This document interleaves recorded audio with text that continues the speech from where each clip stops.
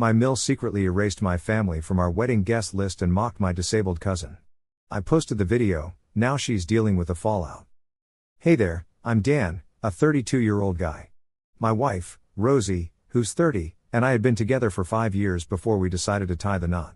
Rosie's mom, Glenn, is a single mom since Rosie's dad was never really around. Glenn always seemed super dedicated to Rosie, and while their relationship had its intense moments, it was mostly good. At first, I got along with Glenn all right. We did the usual dinners and holidays together. Sure, she could be a bit much, often making things revolve around her, but Rosie was great at keeping things cool, so I thought it was just a personality quirk I could roll with. When wedding planning kicked off about a year before the big day, we wanted a nice celebration with our closest friends and family. We were covering most of the expenses, with my folks chipping in a bit. Glenn also offered to contribute, and we accepted her help. The first hiccup happened with the guest list. Rosie and I had settled on a venue that fit 150 people. My list had around 70, and Rosie's had about 60, including Glenn and a few close relatives, leaving us a comfy buffer. We showed the list to Glenn, and she mentioned wanting to invite quite a few friends and family. We told her to send us a list, thinking it would be just a handful.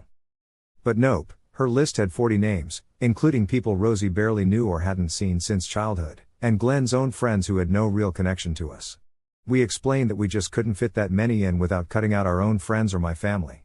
Glenn got pretty upset, arguing that as Rosie's mom and a financial contributor, she should have a big say. We tried to find a middle ground, and after some back and forth, we managed to narrow it down to 15 people who at least had some connection to Rosie. This brought us close to the limit, but we made it work. Glenn seemed to reluctantly agree, though she made some snarky comments about us being too restrictive. We used a shared online spreadsheet for RSVPs and seating arrangements, and Glenn had viewing access so she could see who confirmed. My cousin Rick, who's in a wheelchair due to a car accident years ago, was on my list from the beginning. He's family, and we're close. He was one of the first to RSVP. Fast forward to the wedding day. The ceremony was beautiful, and Rosie looked amazing. Everything seemed to be going smoothly until we got to the reception. My friend Tom pulled me aside looking uncomfortable.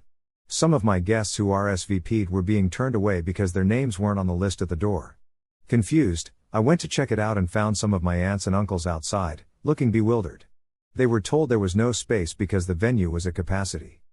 I got in touch with the venue manager, who showed me the final guest list, which had been emailed 3 days earlier from Glenn's email. Apparently, Glenn had called the venue coordinator, claiming to help Rosie with some last-minute changes, and sent a revised list.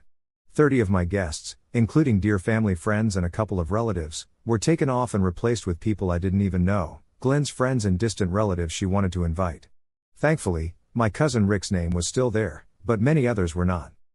The manager told me Glenn had claimed a strict fire code limit of 120 and due to some unexpected last-minute acceptances from Rosie's side, they had to cut down the list.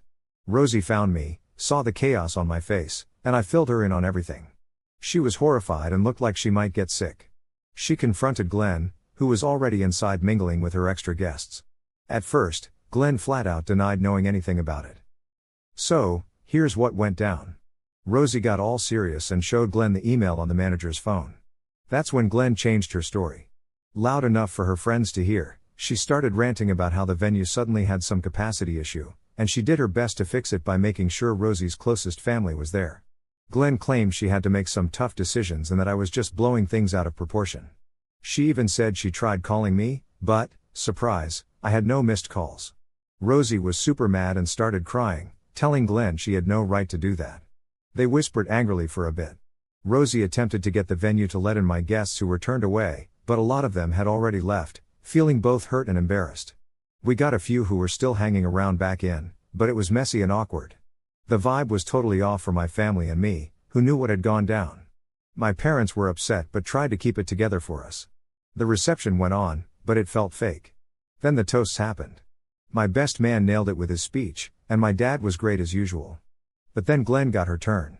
She was pretty tipsy already, definitely enjoying the wine since she arrived. She grabbed the mic, swayed a bit, and then went on what was supposed to be a toast but really was just her tearing into people. She started off with passive-aggressive comments about how some people, hinting at me and my family, didn't get the sacrifices a mom makes, then she moved on to making fun of me and my family. She even threw in a jab at my cousin Rick, implying he had trouble getting in. She did this little mocking dance, which was just mean, and then laughed, looking for backup from her friends. Rick's face fell, and it was clear how hurt he was.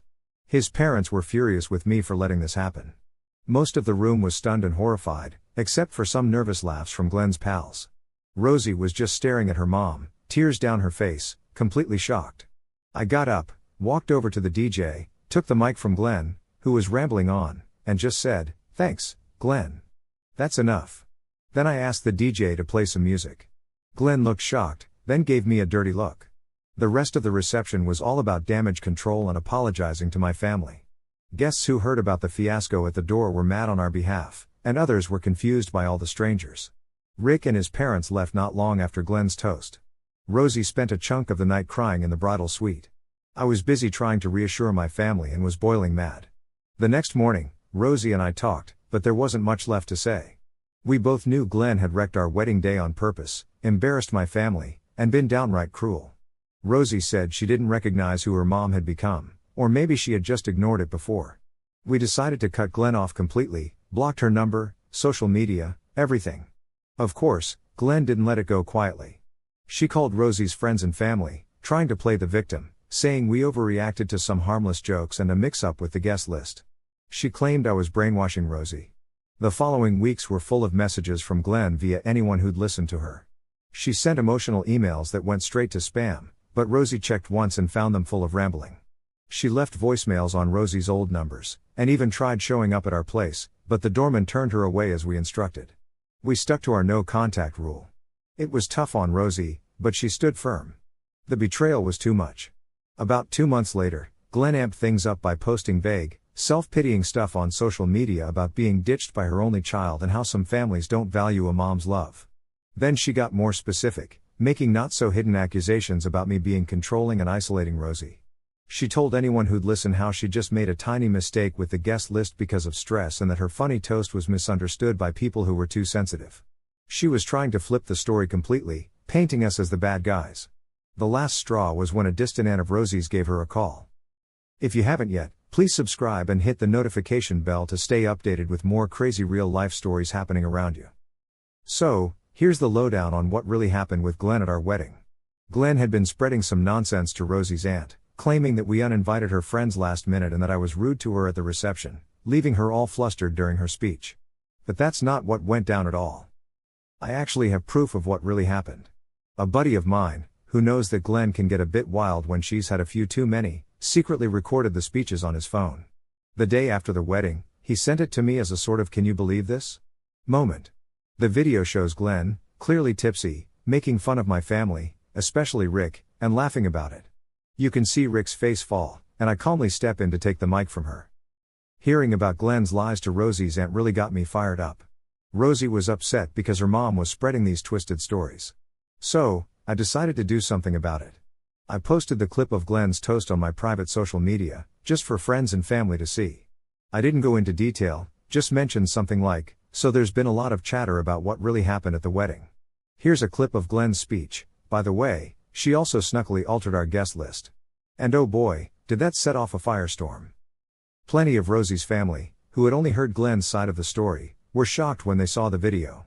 They finally got to see what really happened, and let's just say, Glenn trying to play the victim totally backfired. She tried to say the video was edited or taken out of context, but it was obviously raw footage. Now, the general consensus is that she's banned from future family gatherings. Aunts, uncles, cousins, everyone is appalled by how she acted. Rosie hasn't spoken to her since the wedding. After the video, Glenn stopped her public pity party, most likely because she's embarrassed and has lost any support she had. Now, on to why I wrote about all this in the first place. I want to thank everyone who checked out my original post and commented. I've gone through all your feedback, and even though some of you question what I did, it's been insightful. Honestly, my opinion on the whole thing hasn't really changed. Some folks wanted more details, so here they are.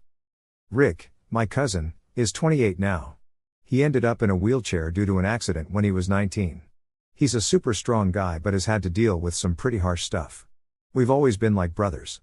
My family is super protective of him, so Glenn's cruel comments were just shocking.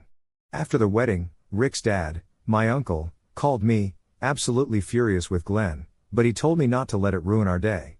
Rick was a bit quiet for a while, but eventually, he told his parents not to dwell on it. He's dealt with bullies before. When I let him know I posted the video, he just said, "Good." Some people only learn from consequences. As for the guest list, we had a shared Google Sheet with our invites, and we gave Glenn a certain number after negotiating her initial request of 40 down to 15. She had view-only access to see RSVPs, and we managed direct communication with the venue. Glenn should never have been involved in that. Her story about contacting the venue for last-minute changes was just made up. She sent an altered guest list directly to the venue's planner from her personal email without our knowledge. We found out later she had been calling the coordinator, likely trying to make it seem like she was just helping. But honestly, she wasn't supposed to have this kind of authority. Now, Rosie had no clue her mom was going to pull a stunt like this. We were both shocked. Rosie thought they'd come to an agreement on the guest list, and she trusted her mom. That trust was shattered when she found out her mom had gone behind our backs, especially cutting out my side of the family. Glenn's excuse about the venue suddenly lowering the guest capacity was pure fiction. The place had a capacity for 150 people, no unexpected changes. When Rosie confronted her at the reception, Glenn initially denied everything. Then, she made this whole scene, claiming the venue told her the limit was now 120 people because of some fire safety rule, and she said she had to act fast to fix it all. So, we wanted to make sure the people who mattered most could come to the wedding. I later had a chat with the venue manager to figure out what went down. She told me that Glenn had reduced the guest list to 120, claiming it was because of last-minute changes from us. She even handed over this new list as the final one. Glenn was really playing both sides, trying to smooth things over. When Rosie found out about this, she was both in tears and super angry. Together, we rushed over to the manager and insisted they stick to our original guest list. The manager felt really bad but explained that they had already set up based on Glenn's list, and some of my guests were already turned away. Rosie was quick to get on the phone, calling up the relatives who had been sent packing, apologizing like crazy, and asking them to come back if they were still nearby. A few did show up, but, honestly, the damage was done. Some folks were too upset, and I totally got that.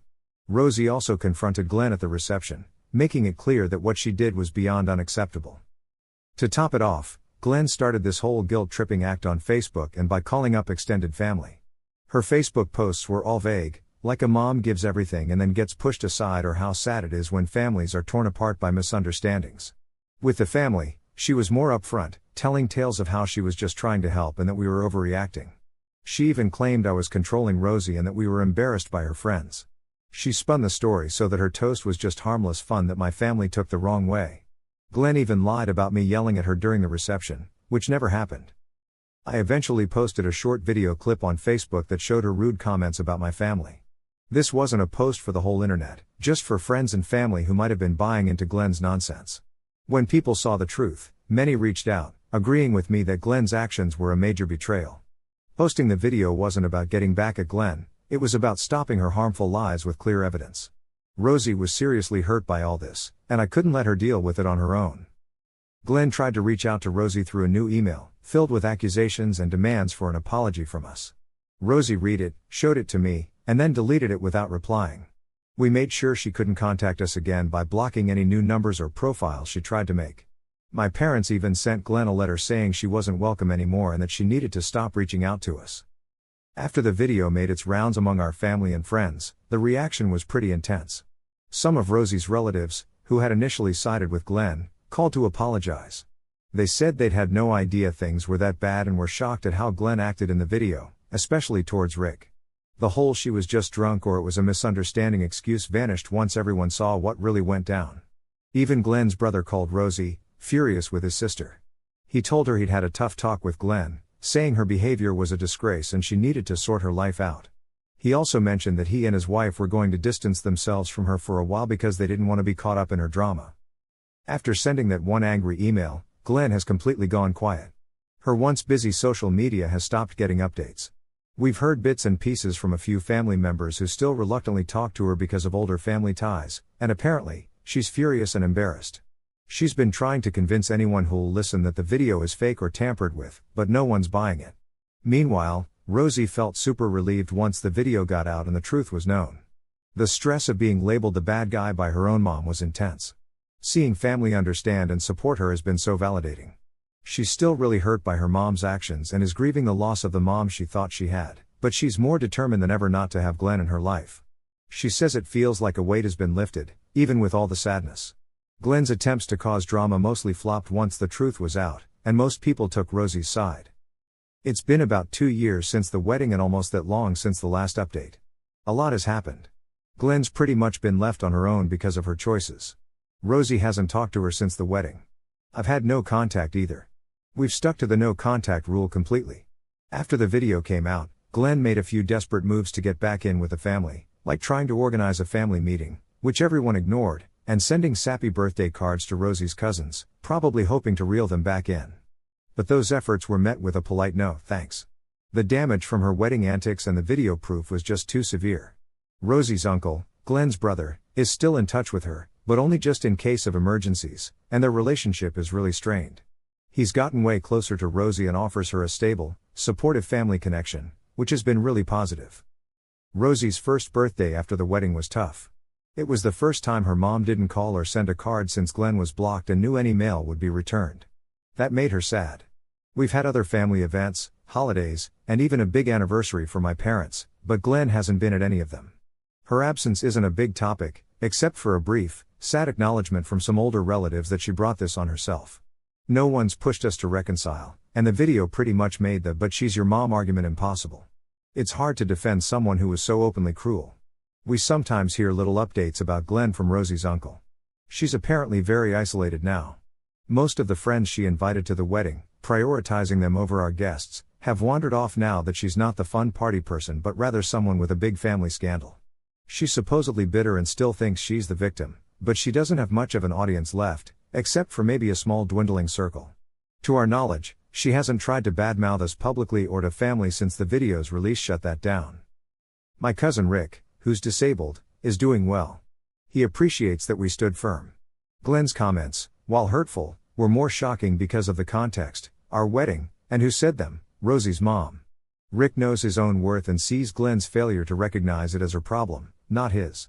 He's been at all our family gatherings since and always gets the love and respect he deserves.